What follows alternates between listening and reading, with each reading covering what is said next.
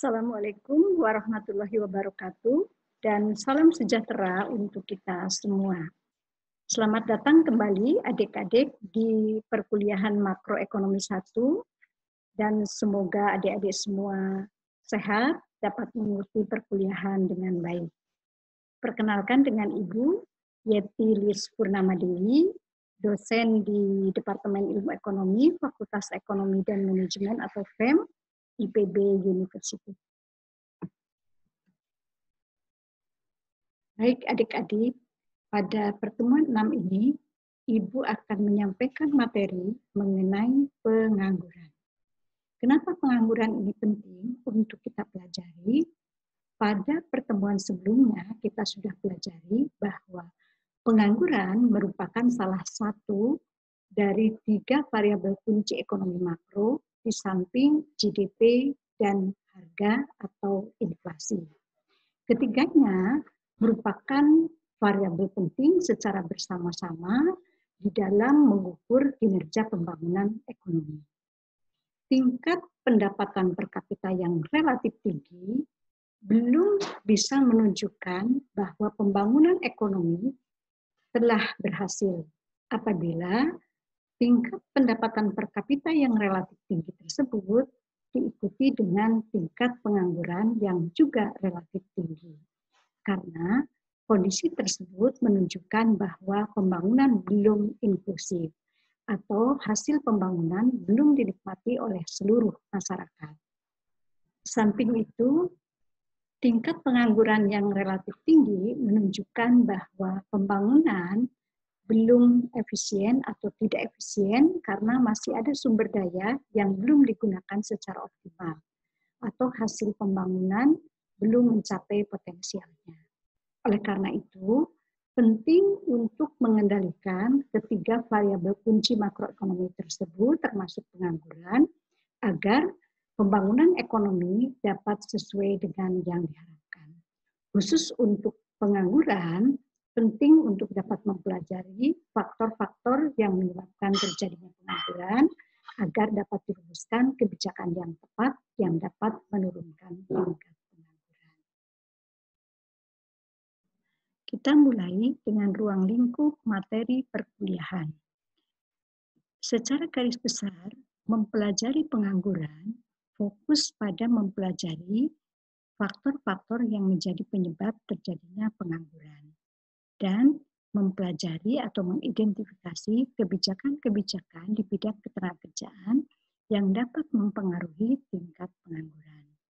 Secara detail, pertama kita akan mempelajari faktor penentu besarnya atau tingkat pengangguran, dalam hal ini adalah pengangguran alamiah. Secara umum, tingkat pengangguran di suatu wilayah bisa mengalami atau cenderung mengalami penurunan atau sebaliknya cenderung mengalami peningkatan atau bisa berfluktuasi. Nah, kita akan pelajari apa yang menentukan perubahan besarnya tingkat pengangguran dari waktu ke waktu. Seperti halnya yang terjadi di Indonesia misalnya. Dalam 5 tahun terakhir, tingkat pengangguran di Indonesia cenderung mengalami penurunan dari sekitar 5% menjadi sekitar 4%, kecuali di masa pandemik ini pasti tingkat pengangguran mengalami peningkatan yang sangat besar. Selanjutnya, kita akan mempelajari penyebab terjadinya pengangguran. Dalam hal ini, tingkat pengangguran alamiah bisa dibedakan menjadi pengangguran friksional dan pengangguran struktural. Karena itu, kita mempelajari penyebab dari terjadinya pengangguran friksional dan struktural, juga kebijakan-kebijakan yang dapat mengendalikan tingkat pengangguran ini. Nah, selanjutnya kita akan mempelajari pola pengangguran di mana pengendalian pengangguran bisa dilihat dari pola pengangguran, di mana pola pengangguran ada beberapa, bisa dilihat dari beberapa aspek, dari sisi durasi atau lamanya, kemudian trennya, kemudian menurut kelompok demografis, dan juga dapat dilihat dari transisi keluar masuknya angkatan kerja di pasar tenaga kerja. Kita mulai dengan materi yang pertama, yaitu apa yang menentukan tingkat atau besarnya pengangguran alamiah. Menurut model dinamika angkatan kerja, besarnya tingkat pengangguran alamiah terkait dengan tingkat kehilangan pekerjaan bagi orang-orang yang mempunyai pekerjaan dan tingkat penemuan pekerjaan bagi orang-orang yang sedang menganggur. Nah, sebelumnya kita akan jelaskan apa yang disebut dengan tingkat pengangguran alamiah atau natural rate of unemployment, yaitu tingkat pengangguran rata-rata di sekitar fluktuasi perekonomian, atau disebut juga tingkat pengangguran pada kondisi mapan atau kondisi steady. Karena itu banyak pertanyaan, kenapa pada kondisi perekonomian yang baik masih selalu ada pengangguran? Atau misalnya kita lihat di negara-negara maju sekalipun pengangguran selalu ada. Nah, menurut model dinamika angkatan kerja, tingkat pengangguran pada kondisi steady state dapat dijelaskan dengan memfokuskan pada transisi individu dalam angkatan kerja, yaitu transisi individu dari orang yang bekerja menjadi tidak punya pekerjaan, dan transisi individu dari orang yang menganggur menjadi mendapatkan pekerjaan. Artinya, tingkat pengangguran ditentukan secara bersama di satu pihak oleh tingkat pemutusan kerja, yaitu berapa banyak atau berapa bagian dari orang yang bekerja kehilangan pekerjaan. Dinotasikan dengan S, dan ditentukan oleh tingkat penemuan pekerjaan, yaitu berapa banyak atau berapa bagian dari orang-orang yang menganggur mendapatkan pekerjaan, kita notasikan dengan F. Nah, artinya kalau tingkat pemutusan kerja atau bagian orang yang bekerja kehilangan pekerjaan itu sama dengan bagian dari orang yang menganggur mendapatkan pekerjaan, maka tingkat pengangguran pada kondisi steady state itu tidak berubah atau masih sama dengan kondisi sebelumnya. Dan kalau bagian dari pengangguran mendapatkan pekerjaan lebih banyak daripada bagian orang yang bekerja kehilangan pekerjaan, maka berarti tingkat pengangguran mengalami pengurangan dan sebaliknya. Secara matematis kita dapat pelajari cara menghitung tingkat pengangguran pada kondisi steady state, yaitu kita lihat pada rumus yang terakhir berikut ini, di mana U per L itu adalah tingkat pengangguran sama dengan tingkat pemutusan kerja dibagi dengan tingkat pemutusan kerja ditambah dengan tingkat penemuan pekerjaan. Sangat sederhana. Nah, untuk sampai kepada ini, kita lihat, pertama kita pelajari rumus menghitung angkatan kerja, yaitu L sama dengan angkatan kerja yang bekerja atau E ditambah dengan angkatan bekerja yang tidak bekerja atau yang menganggur U. Oleh karena itu tingkat pengangguran adalah U per L. Jumlah orang yang menganggur dibagi dengan jumlah angkatan kerja. Nah, dimulai dengan asumsi bahwa pada kondisi steady state tingkat pengangguran tidak mengalami perubahan. Artinya pada kondisi di mana jumlah orang yang menganggur menerima pekerjaan itu sama dengan jumlah orang yang bekerja mengalami pemutusan hubungan kerja, atau FU sama dengan SE. F tingkat penemuan pekerjaan kali jumlah orang yang menganggur. S tingkat pemutusan kerja kali jumlah orang yang bekerja. Nah, dengan mensubstitusikan rumus angkatan kerja, itu khususnya mengganti notasi E dengan L dikurangi U, di mana L sama dengan E plus U. Sehingga rumus ini menjadi FU sama dengan S kali L minus U. Nah, kemudian dengan membagi ruas kiri dan ruas kanan dengan L agar menjadi tingkat pengangguran, F U per L sama dengan S kali 1 minus U per L, karena L per L sama dengan 1. Nah, selanjutnya kita bisa kalikan yang ruas kanan dengan S-nya, kurungnya dibuka, sehingga ruas kanan berubah menjadi S minus S kali U per L. Nah, kemudian dengan memindahkan notasi yang mengandung unsur U per L, jadi S kita pisahkan di ruas kiri dan kemudian yang mengandung U per L di satukan dalam ruas kanan, jadi F U per L ditambah S kali U per L. Nah, kemudian persamaan ini kita bisa rubah menjadi U per L, ya U per L-nya dikeluarkan gitu ya, U per L kali S per F. Nah, sehingga akhirnya jadi persamaan ini cara menghitung yang sederhana untuk menentukan tingkat pengangguran di kondisi steady state ya. Nah, kita bisa lihat contoh, di sini ada contoh bagaimana menghitung tingkat pengangguran pada kondisi steady state ya. Nah, di sini contohnya bahwa tingkat kehilangan pekerjaan 1% atau 0,01 dan tingkat penemuan pekerjaan 20% atau 0,2.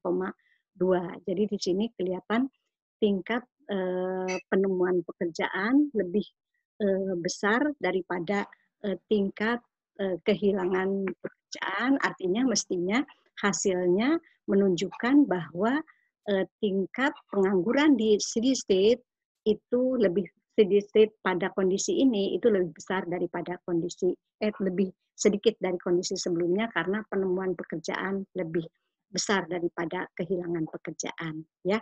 Yang 5% ini U per L tingkat pengangguran pada kondisi steady state sama dengan 0,01 dibagi 0,01 plus 0,20. Itu tingkat pemutusan kerja ditambah dengan tingkat penemuan pekerjaan. Ya, jadi sama dengan 0,0476 atau 5%. Nah, jadi 5% ini menunjukkan bahwa tingkat pengangguran steady state pada saat ini 5% dan pastinya ini lebih besar dari kondisi pengangguran sebelumnya karena tingkat penemuan pekerjaan lebih besar daripada tingkat kehilangan pekerjaan. Nah, model pengangguran tingkat alamiah, model pengangguran alamiah model tingkat pengangguran alamiah ini mempunyai peranan penting dalam hal memberikan implikasi penting bagi kebijakan publik. Artinya, ya, semua kebijakan-kebijakan yang bertujuan untuk meningkatkan, maksudnya untuk menurunkan tingkat pengangguran alamiah, seharusnya mampu meningkatkan tingkat penemuan pekerjaan dan di satu pihak mampu menurunkan tingkat pemutusan hubungan kerja atau PHK. Dan untuk kebijakan-kebijakan yang diorientasikan untuk mempengaruhi tingkat pemutusan hubungan kerja atau penemuan pekerjaan juga diharapkan betul-betul efektif mampu mengubah tingkat pengangguran. Selanjutnya kita akan mempelajari faktor-faktor yang menjadi penyebab terjadinya pengangguran. Sebagaimana sudah disampaikan sebelumnya, pengangguran alamiah dapat dibedakan menjadi pengangguran friksional dan pengangguran struktural atau disebut juga white unemployment. Pengangguran friksional dikaitkan dengan pencarian pekerjaan, sementara pengangguran struktural dikaitkan dengan kekakuan upah real. Pembahasan akan diawali dengan menjelaskan pengertian apa yang dimaksud dengan pengangguran friksional dan apa yang disebut dengan pengangguran struktural. Selanjutnya akan dibahas apa yang menjadi penyebab terjadinya kedua jenis pengangguran tersebut dan kemudian terakhir membahas kebijakan publik yang mempengaruhi kedua jenis pengangguran tersebut baik secara langsung maupun tidak langsung atau baik secara sengaja maupun tidak sengaja. Terlebih dulu kita akan membahas mengenai pengangguran friksional. Pengangguran friksional dikaitkan dengan pencarian kerja. Kenapa demikian? Karena secara umum pengangguran friksional terjadi karena para pekerja dengan sukarela meninggalkan pekerjaannya dengan tujuan untuk mendapatkan pekerjaan yang lebih sesuai atau lebih cocok dengan preferensi dan atau kompetensinya. Kenapa mereka berani meninggalkan pekerjaan? Karena pada kondisi steady state atau kondisi makan perekonomian baik dan berkembang, sehingga para pekerja tersebut yakin akan mudah mendapatkan pekerjaan yang diinginkannya atau yang sesuai dengan preferensi dan kompetensi yang diinginkan. Namun demikian, memerlukan waktu. Ada yang cukup singkat, ada yang mungkin relatif lama untuk mendapatkan pekerjaan yang cocok atau sesuai dengan selera para pekerja tersebut, atau mungkin di satu pihak para pengusaha yang mengharapkan pekerja yang sesuai dengan persyaratannya. Nah, ada beberapa hal yang menyebabkan perlu waktu, ya, dari mulai yang mungkin relatif singkat sampai kepada waktu yang cukup lama untuk bisa mendapatkan pekerjaan yang sesuai. Nah, pertama, seringkali preferensi atau kemampuan dan kompetensi dari pekerja itu berbeda dengan apa yang disyaratkan oleh perusahaan atau badan usaha yang membutuhkan para pekerja, baik itu persyaratan akademis, mungkin skillnya, mungkin soft skillnya, atau mungkin karakteristik demografis. Nah, sering ditemukan bahwa dari sisi akademis mungkin tidak masalah, persyaratan bisa sesuai, kemudian skill atau soft skill-nya. Tetapi dari sisi karakteristik demografis misalnya diperlukan pria atau sebaliknya wanita, ya. Atau mungkin ada juga kasus misalnya seperti lulusan akuntansi, ya pasar tenaga kerja kan luas, ya, di berbagai bidang industri, juga bisa di swasta, bisa di pemerintahan, begitu ya. Tetapi kadang-kadang seorang pekerja itu dia lebih ingin bekerja di lembaga pemerintah misalnya, padahal tidak mudah untuk mendapatkan pekerjaan di pemerintah atau sebagai pegawai negeri misalnya seperti itu. Nah itu ya. Nah, jadi yang kedua juga hambatan untuk mendapatkan pekerjaan dengan cepat bisa juga karena asymmetry information. Jadi pekerja tidak mudah mendapatkan informasi di mana lowongan pekerjaan yang sesuai dengan harapannya terdapat atau berada, dan sebaliknya juga, ya, perusahaan juga tidak mengetahui dengan baik, dengan sempurna begitu ya, mengenai di mana pekerja-pekerja yang sesuai dengan persyaratan yang diinginkan. Nah, pada kondisi sekarang sebetulnya di era digital mungkin mismatch untuk bisa mismatch itu lebih mudah, lebih lebih memungkinkan. Nah, tetapi seringkali masalah yang besarnya itu justru bukan di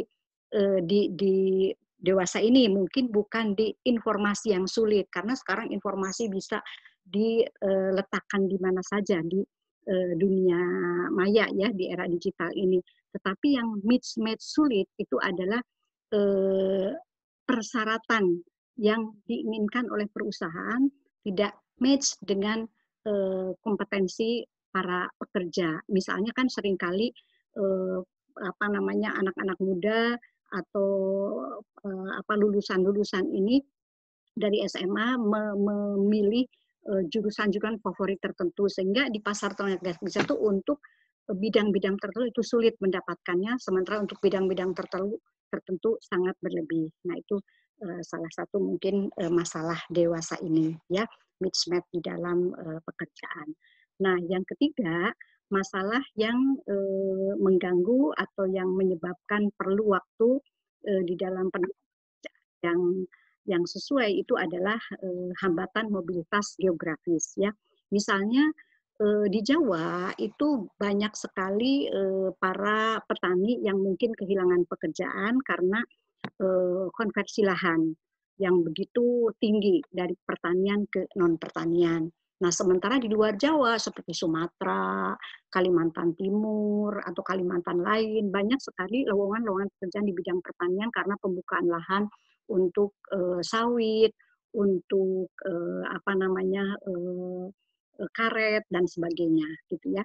Nah, tetapi karena jarak begitu jauh diperlukan biaya yang besar, begitu ya, itu tidak mudah untuk bisa pergi mendapatkan pekerjaan di sana, ya, sehingga lowongan pekerjaan di sana itu segera terisi oleh para pekerja yang jaraknya relatif dekat. Nah, hambatan lain dalam pekerjaan yang cocok atau waktu yang diperlukan lama karena ada masalah perkembangan ekonomi yang memungkinkan atau yang mempengaruhi komposisi ketersediaan permintaan tenaga kerja, ya, permintaan tenaga kerja.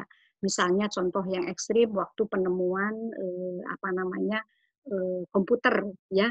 Jadi ketika booming komputer, ya, pasti perusahaan atau industri mesin tik itu kolaps, ya, bangkrut, dan tenaga kerja di sana kehilangan pekerjaan. Nah, dan mereka juga sulit untuk masuk ke industri komputer yang mereka pasti banyak memerlukan tenaga kerja, tetapi pasti bukan tenaga kerja yang ahli di bidang komputer, ya, atau teknologi. Nah, hal-hal seperti itu yang salah satunya membuat kondisi terjadinya perlu waktu yang cukup untuk mendapatkan pekerjaan yang cocok sehingga menyebabkan terjadinya pengangguran friksional.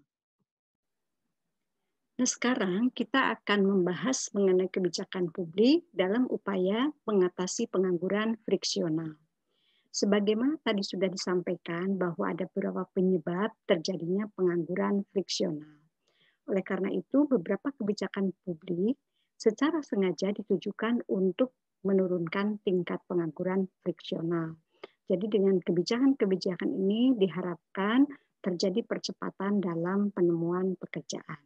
Seperti contohnya adalah pemerintah memberikan informasi mengenai lowongan-lowongan pekerjaan. Nah, diharapkan terjadi secara efisien pencocokan antara lowongan pekerjaan dengan pencari kerja yang sesuai. Nah, sebetulnya ada juga swasta melakukan job fair atau bursa tenaga kerja menginformasikan lowongan pekerjaan di perusahaan-perusahaan terkait ini. Namun sebetulnya ini bukan kepada yang sedang menganggur secara friksional, melainkan kepada mahasiswa-mahasiswa yang baru lulus, yang bertransisi dari usia kerja yang bukan angkatan kerja masuk ke angkatan kerja. Dengan adanya job fair atau bursa tenaga kerja diharapkan mereka tidak mengalami pengangguran atau mengalami sebagai penganggur yang relatif lama. Kemudian kebijakan publik lainnya adalah pemerintah memberikan program-program pelatihan dalam rangka memperlancar transisi dari pekerja yang ter-PHK dari industri yang mengalami keterpurukan atau mengalami kebangkrutan atau mengalami penurunan dalam kegiatan produksinya ke industri yang mengalami pertumbuhan yang baik. Nah, juga terkait dengan program pelatihan ini, swasta, perusahaan-perusahaan besar banyak memberikan pelatihan sebagai rasa tanggung jawab sosial kepada lingkungan masyarakat sekitarnya atau kepada masyarakat yang membutuhkan dalam bentuk community development atau dalam bentuk corporate social responsibility. Nah, dia juga di samping itu ada juga beasiswa. Nah, beasiswa juga mirip dengan job fair dan bursa tenaga kerja, ya. Beasiswa utusan daerah misalnya atau BUD, yaitu diberikan kepada mahasiswa yang diharap nanti setelah lulus mereka tidak menganggur, tetapi kembali ke daerah dengan bidang yang sesuai diharapkan dibutuhkan oleh daerah. Begitu juga dengan beasiswa ikatan dinas. Nah, kebijakan publik ada juga yang secara tidak sengaja justru meningkatkan pengangguran friksional. Contohnya adalah asuransi pengangguran. Ya, asuransi pengangguran tujuannya untuk mengatasi kesulitan orang yang menganggur. Tetapi seringkali asuransi ini membuat penerima asuransi kurang semangat untuk mencari pekerjaan baru karena mereka sudah merasa nyaman mendapatkan uang yang bisa mencukupi kebutuhan dasar. Di samping itu juga untuk penganggur yang menerima asuransi pengangguran ini seringkali mereka menolak tawaran pekerjaan yang kurang menarik, ya, karena mereka masih punya asuransi. Nah, di samping itu juga ada asuransi yang karena asuransi melindungi pendapatan dari pekerja, ini justru juga mempercepat peningkatan pemutusan hubungan kerja. Bisa meningkatkan pemutusan hubungan kerja karena bagi orang yang mereka kurang suka dengan pekerjaan yang stabil dan tidak peduli dengan jaminan keamanan kerja. Karena itu sistem-sistem asuransi yang umumnya berkembang di negara-negara Eropa, Amerika gitu ya, itu harus dipelajari bagaimana sistem pengangguran yang efektif, asuransi yang dapat mengurangi tingkat pengangguran.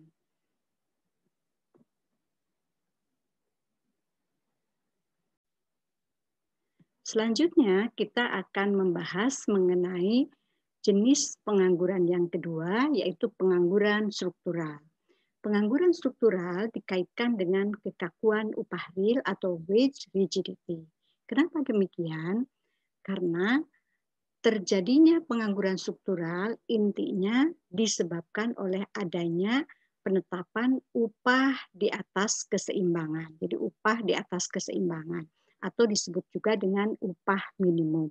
Atau adik-adik pasti sudah mengenal apa yang disebut dengan floor price dan selling price. Floor price itu sama dengan upah minimum, di mana floor price atau upah minimum biasanya harus ditetapkan di atas upah atau harga keseimbangan, dan sebaliknya dengan selling price harus ditetapkan di bawah upah atau harga keseimbangan.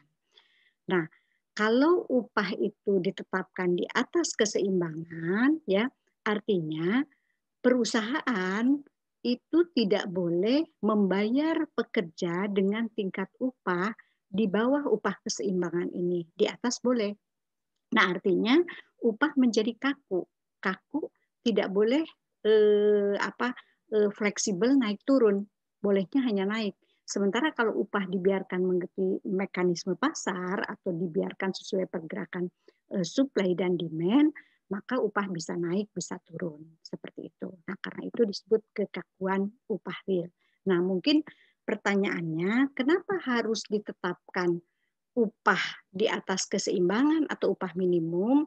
Nah, karena kondisinya pasti dalam kondisi pekerjaan yang tidak banyak. Dalam hal ini pekerjaan lebih sedikit dibandingkan angkatan kerja yang mencari pekerjaan, atau suplai tenaga kerja jauh lebih besar daripada permintaan tenaga kerja. Nah, oleh karena itu pada kondisi itu biasanya atau pastinya tingkat upah relatif rendah. Nah, dipandang kalau upah yang relatif rendah tersebut sampai dirasakan oleh pekerja atau dipandang pemerintah tidak layak, artinya tidak memenuhi kebutuhan hidup, standar hidup, maka pemerintah akan menetapkan undang-undang upah minimum atau atas negosiasi dari buruh yang punya kekuatan monopoli karena mereka membentuk serikat buruh sehingga mereka bisa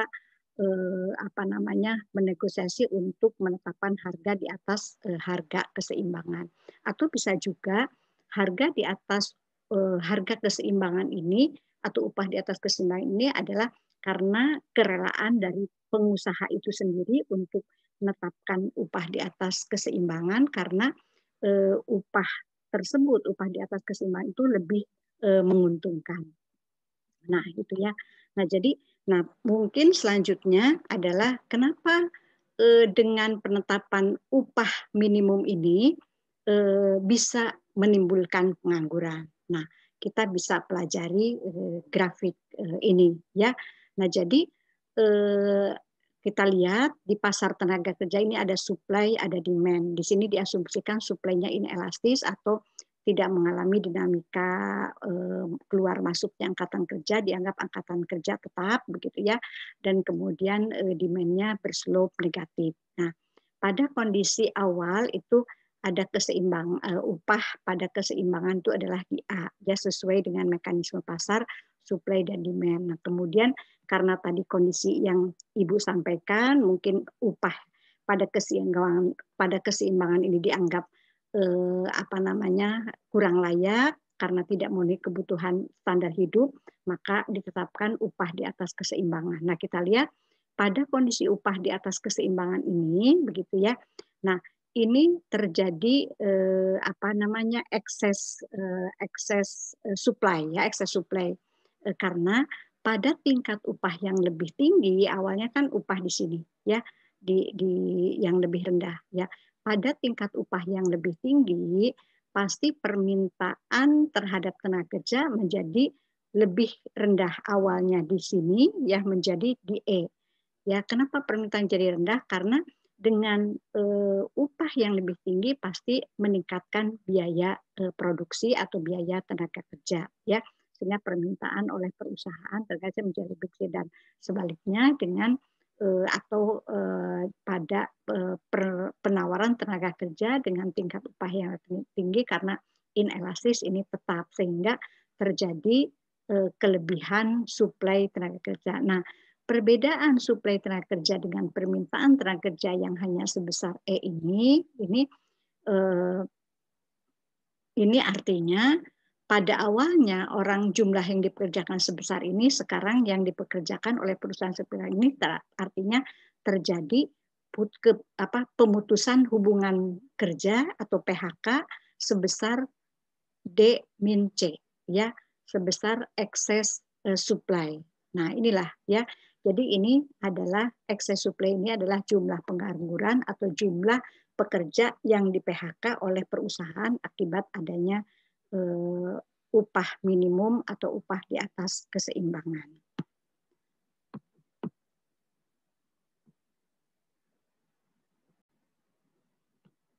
Tadi sudah disampaikan bahwa penetapan upah di atas upah keseimbangan itu disebabkan oleh 3 hal. Pertama, karena peraturan perundang-undangan pemerintah yang mengharuskan perusahaan menetapkan upah minimum, kemudian mematuhi upah minimum, kemudian bisa juga karena negosiasi dari serikat buruh yang punya kekuatan monopoli, kemudian bisa juga karena perusahaan secara sukarela menetapkan upah di atas keseimbangan karena dianggap dengan upah yang lebih tinggi dari keseimbangan akan memberikan efisiensi produksi atau keuntungan yang lebih banyak. Nah, kita bahas satu persatu. Kita mulai dengan penetapan berdasarkan perundang-undangan mengenai upah minimum. Tadi sudah dibahas bahwa penetapan upah minimum ini akan menimbulkan pengangguran karena adanya excess supply, di mana dengan upah yang lebih tinggi dari keseimbangan akan mengurangi permintaan tenaga kerja, sementara suplai tenaga kerjanya tetap. Nah, umumnya yang di PHK atau yang mengalami menganggur itu adalah pekerja usia yang relatif muda karena dianggap mereka termasuk yang unskilled labor atau tenaga kerja kurang terdidik dan juga mereka kurang berpengalaman sehingga memerlukan job training sehingga juga itu akan memakan biaya.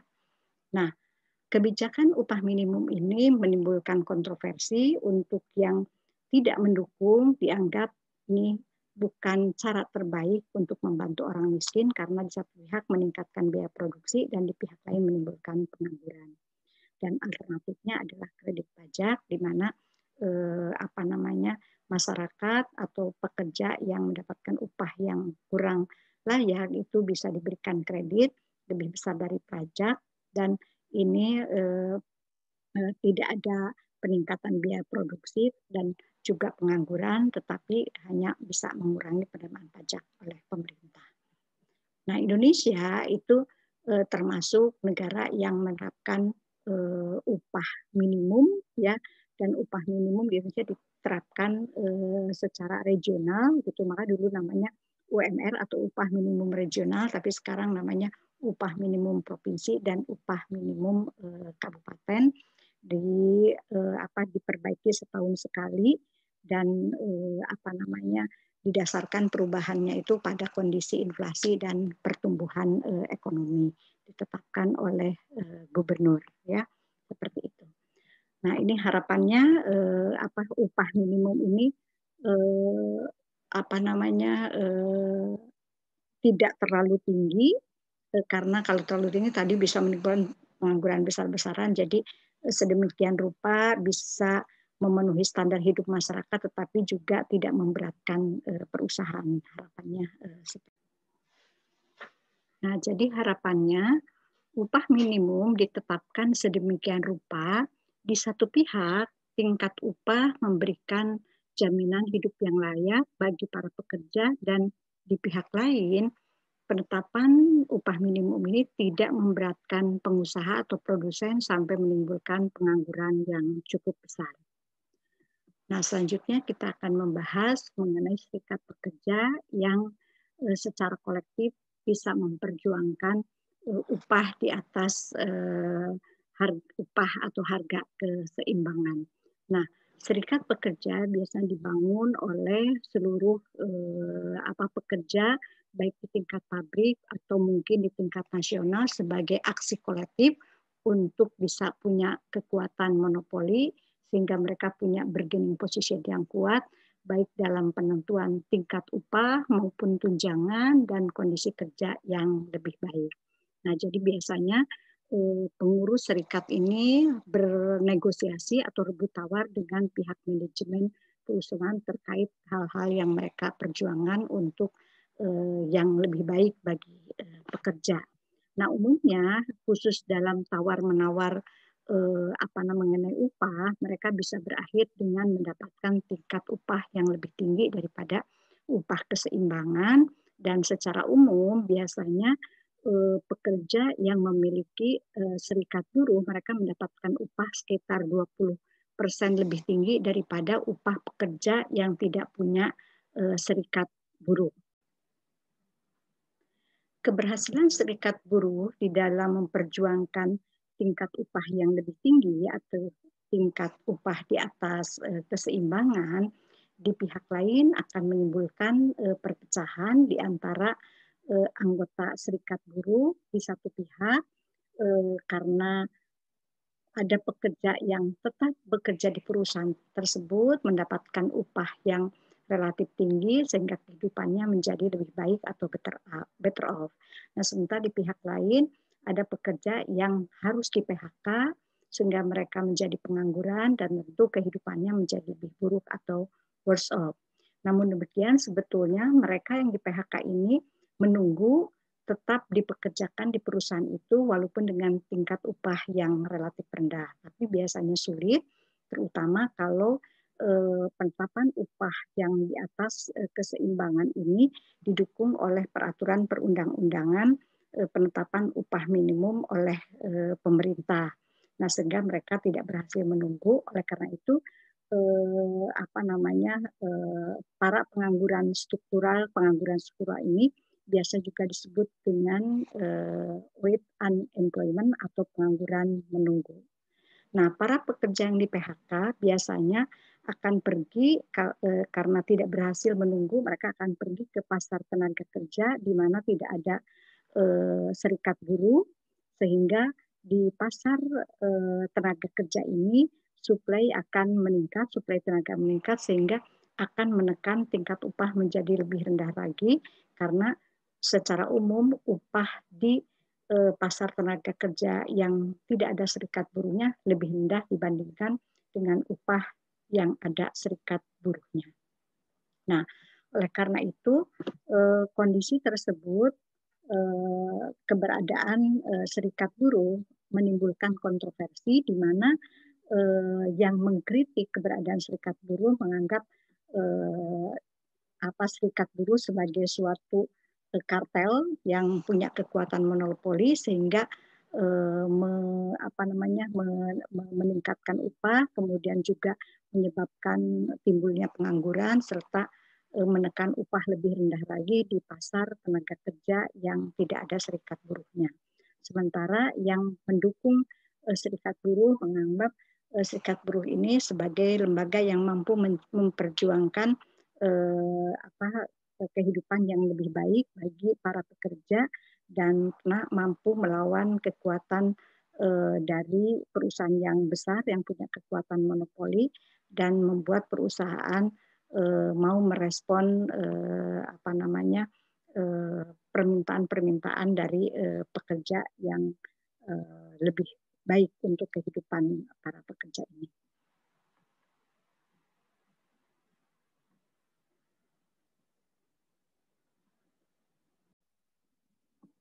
Yang terakhir terkait dengan penetapan upah yang lebih tinggi dari upah keseimbangan adalah upah efisiensi. Nah, upah efisiensi ini dijelaskan oleh teori efisiensi upah, di mana teori efisiensi upah ini menjelaskan bahwa upah yang ditetapkan secara sukarela oleh seorang usaha dengan menetapkan upah lebih tinggi dari upah keseimbangan karena yakin pengusaha tersebut bahwa dengan menetapkan upah yang lebih tinggi dari upah keseimbangan maka usahanya akan lebih efisien karena pekerja lebih produktif. Nah, penjelasan lebih detail mengenai argumen kenapa upah lebih tinggi dapat meningkatkan produktivitas pekerja ada beberapa aspek. Yang pertama itu adalah aspek dari sisi kesehatan. Dengan upah yang lebih tinggi, pekerja akan lebih sehat karena mereka akan bisa membeli makanan yang bernutrisi lebih baik sehingga dengan sehat mereka akan lebih produktif dalam bekerja. Nah, kemudian alasan kedua adalah worker turnover atau dengan upah yang lebih tinggi akan memperkecil atau menurunkan pergantian tenaga kerja karena dengan upah yang lebih tinggi pekerja akan lebih betah dan dengan demikian perusahaan akan menekan biaya untuk merekrut tenaga kerja baru atau memberikan job training bagi pekerja-pekerja yang tidak punya skill ya. Nah, kemudian alasan ketiga adalah worker quality atau dengan meningkatkan atau menetapkan upah lebih tinggi daripada upah keseimbangan, perusahaan akan bisa menahan pekerja yang berkualitas dan sebaliknya apabila menetapkan upah lebih rendah. Nah, dengan membayar upah yang lebih tinggi ini juga disebut dengan adverse selection atau teori yang terkait dengan asymmetry information karena biasanya pekerja yang lebih punya informasi yang lengkap mengenai lowongan kerja sehingga mereka yang menseleksi. Nah, ini sebaliknya seolah-olah pengusaha yang menetapkan mereka memutuskan mereka untuk memilih pekerjaan. Nah, kemudian alasan terakhir worker efforts ya yaitu di mana dengan menetapkan upah lebih tinggi perusahaan bisa memotivasi pekerja untuk bekerja lebih keras dan mereka kalau tidak bekerja keras mereka akan menetapkan sanksi sehingga dengan motivasi dan sanksi demikian akan bisa meminimumkan moral hazard karena resikonya berat. Nah, dan akhirnya dengan kerja keras yang dilakukan mereka akan meningkatkan produktivitas. Nah, jadi dengan adanya upah efisiensi ini pasti akan berdampak pada penemuan pekerjaan yang lebih lambat dan pengangguran struktural yang lebih tinggi. Ya.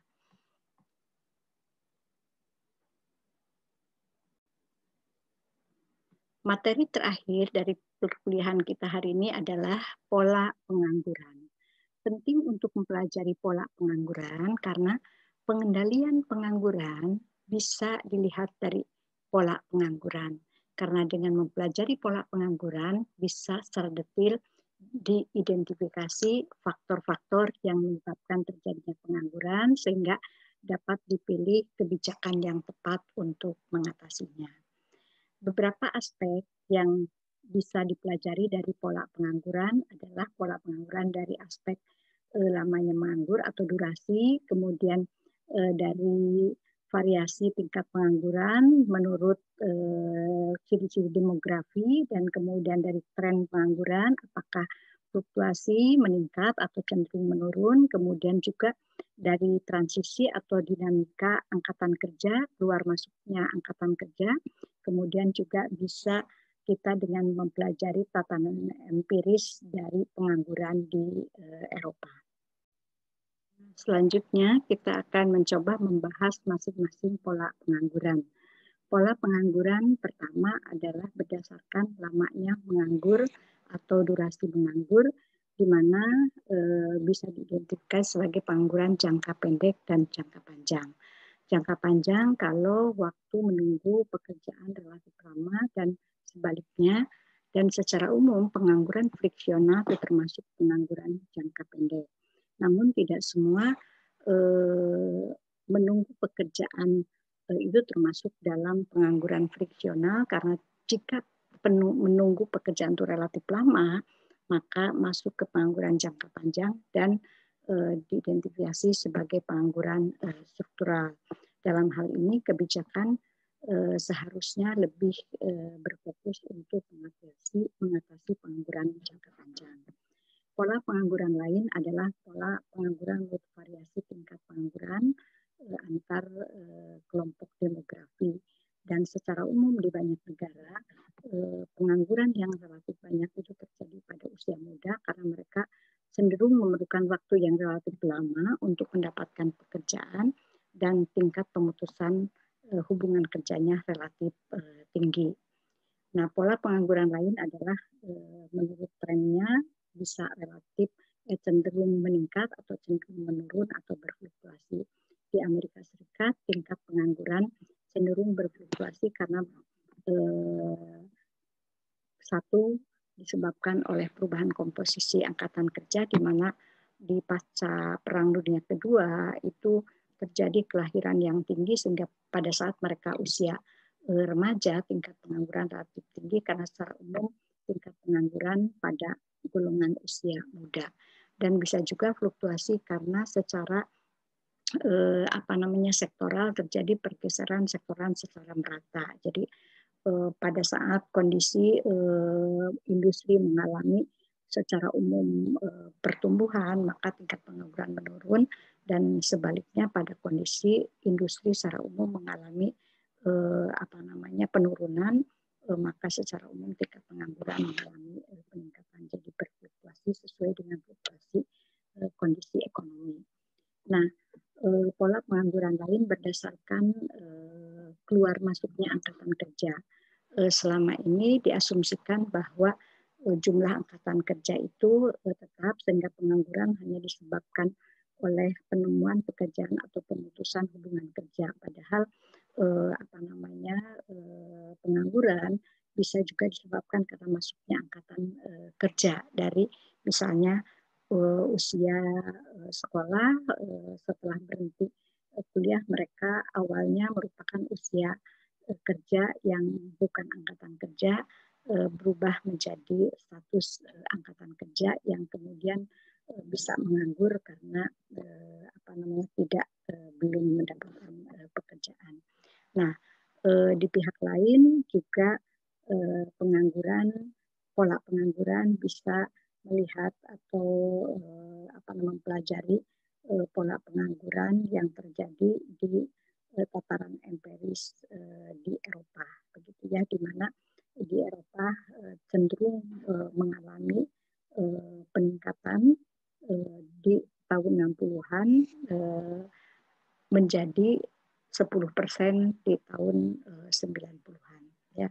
Dan berdasarkan teori terkemuka, hal ini disebabkan menurunnya terhadap permintaan terlatih akibat perkembangan teknologi. Jadi secara umum pengangguran yang relatif tinggi ini disebabkan oleh penemuan teknologi sehingga lebih kapital intensif daripada labor intensif.